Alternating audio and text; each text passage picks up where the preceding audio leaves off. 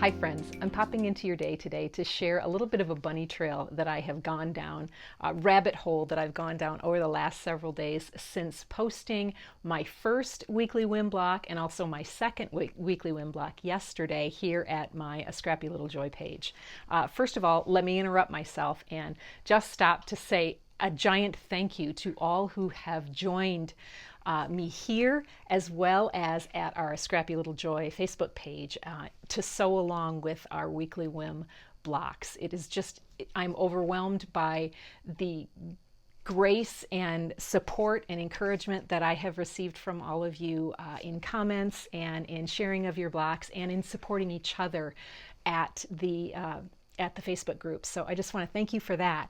But with respect to the comments that you've made, one comment that I've gotten multiple times is about how I'm always a little bit careful, and you remember that I'm always quick to take a hold of my thread for my girl Jane here, who's just a little bit on the old side, and I like to take care of her, but if I don't take a hold of my thread here, I'm gonna get a jumbled nest of thread that I'm going to have to pick through and pick apart. So I'm always quick to just take a hold of that thread. And many of you have commented about using leaders and enders.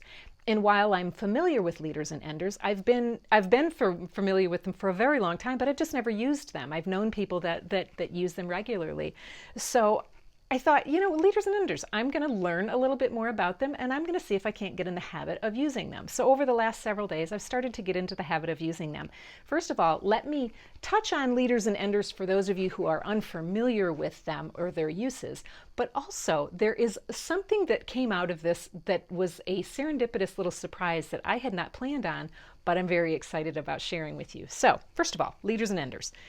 Small piece of fabric might be from your scrap bin, your waste bin, might be a selvage, might be just anything, but any little piece of fabric that you can use to start your sewing with. Take my shoes off. If you are, it's especially helpful if you're using if you're making half square triangles. Let's think in terms of your points that can sometimes wind up in that little hole in your sewing machine, or if you're just simply sewing a bunch of pieces together at once and maybe in a chain stitching capacity, you want to start with another piece of folded piece of fabric. So see, I'm grabbing my thread here because I'm using it for my first one, but then I'm going to stop right when I get to this edge, and then I'm working on some just joining some 2.5 inch squares together. I don't even have to lift my presser foot here, although that is my habit. I can just keep sewing, and it's going to guide that fabric underneath, and I'm going to leave that one like a leader, if you will. And I'm going to grab a couple more of my little fabrics here, and then I'm going to sew one more piece together, just like so.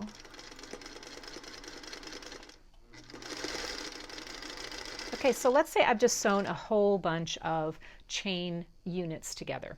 Now I need one more piece of fabric as an ender. And so same thing, leaders and enders are the same. And so I'm just going to sew it, and it doesn't matter what direction I sew it in. I'm just going to sew, and I'm going to leave this ender in my machine so that it can act as a leader to begin my next round of sewing. And then I'm going to snip this. And the cool thing about this is that I'm not starting and stopping and having to pull a whole bunch of thread out, so I'm not wasting as much thread. So I just snip these together. And then this little leader can be used over and over again. And lots of people use these over and over again, and they sort of become unique little mosaics, little pieces that are almost like little treasures in and of themselves. And so some makers will sew them all together and make little mug rugs and that sort of thing. Well, that was my initial plan. I thought, ooh, that would be a pretty idea. Wouldn't that be fun to just collect those? Except there's another idea that I had, which relates to something that I have had in my stash for a very, very, very long time. For those of you, first of all, it's this. For those of you who have been around me long enough in my shop, Serendipity Woods, you know that we have been stocking Tilda fabrics for a very long time. I say since Bird Pond, whenever that was. I can't even remember, maybe 7 or 8 years ago. Anyway, time kind of flies and gets away from me, and I go, it's been that long? Oh my gosh. But what especially in my earliest days as a fabric shop owner, I was very thoughtful about the little end cuts, end pieces left on the end of a bolt, especially when it's pretty tilde, right? And so if I had enough to cut a 1.5 inch piece of fabric, I would do that. And then I would just stack them. I had a place wherever I was. It was probably like this ledge because this was my table in those days. And I would just put it in a stack. And then sooner or later, I kind of stopped doing that. And because this was just accumulating, I thought, what are you going to do with these 1.5 inch strips, Pam? So what I remembered though, is that I have these 1.5 inch strips. And so what would happen if I cut these 1.5 inch strips into 1.5 inch squares, okay? And then instead of using a leader and an ender, just a scrap piece of fabric, what if I used my little 1.5 inch squares every time getting a new 1.5 inch square and using it as a leader or an ender.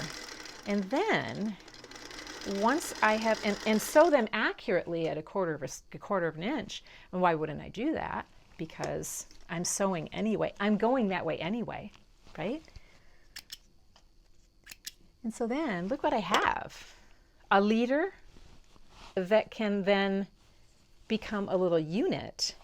And then it can live in this pretty little bowl that I dug out of my kitchen cabinet that I never use. And look, I can just put my little leaders and my enders in here. And then over time, what will build up are these little units, these little postage stamp units. Do you think I'm going to make a whole great big postage stamp quilt? That is not likely. But what I can envision doing is making a little mug rug or a little mat. This is something that I made a long time ago. I have 2 of them. The other one is upstairs. But I like little teeny tiny putsy squares like this. My mother-in-law used to call them putsy. That's putsy works. She liked scrappy quilt, but not tiny scrappy quilts. I love tiny scrappy quilts and tiny scrappy pieces. When I have an excuse to make them, then I'm really in a good place. So again, I want to thank everybody who made those comments, made those suggestions that I should try leaders and enders, because now I have a whole new project that is going to start to grow as I am on my journey here with Jane and all of you working on our weekly win blocks together. So thank you for that. I hope you're having a great week, and I will see you next time.